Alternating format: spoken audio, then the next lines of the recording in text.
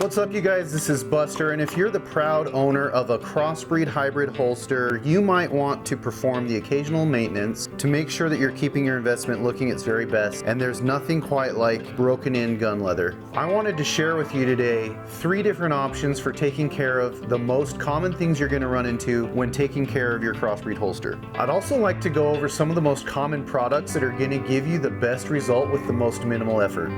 I've got right here the Super Tug holster from CrossBreed Holsters, and I've been using it to carry my SIG M18. Oftentimes you're gonna see scuffs or even the occasional scratch happen from gun in, gun out, and I wanted to show you how you can easily restore the finish on this top grain leather.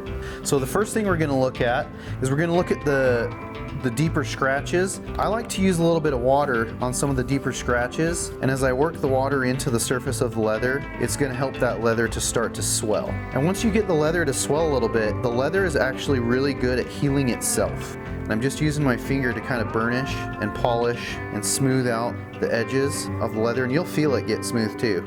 And as that leather gets softer, I can use my finger to kind of encourage the surface of the leather to heal itself from that scratch.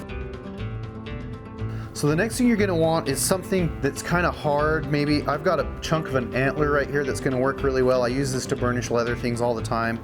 You could use something plastic. You just want something that's kind of hard that's going to save your fingertips. I'm just going to work it back and forth over the scratch a little bit. It almost works like an eraser when it comes to scuffs and scratches on the leather.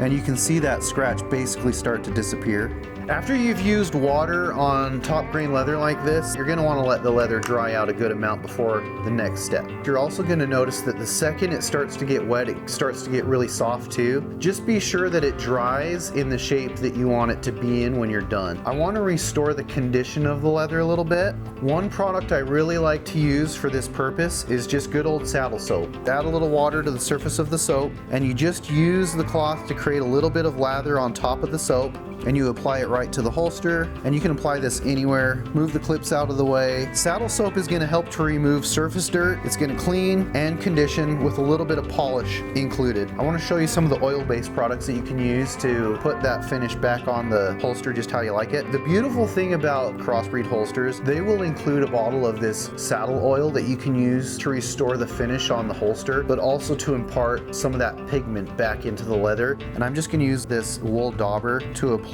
some of this oil pretty liberally on the surface of the leather, and a little bit goes a long way. And just give it a minute, let it soak in a little bit. I want to let this leather dry all the way out before I perform the last step. This is just a snowproof weatherproofing. This is a mink oil based kind of a balm. You can see it's got a really waxy appearance. Most of these products are going to be wax based, petroleum based, oil based. So anything that's in the leather at this point, when I apply a product like this, we're kind of sealing that into the leather, and that dark saddle oil is looking really beautiful again. One thing I don't want to forget is to condition and oil the back side of the holster where it's spending most of the time up against my clothing or my skin. It's probably best to use a rag or maybe a glove. I like to use my bare hand to apply this type of product because I think the heat from my skin is actually going to do a lot to get this product into the grain of the leather. And this is just going to improve the comfort of this leather against your skin.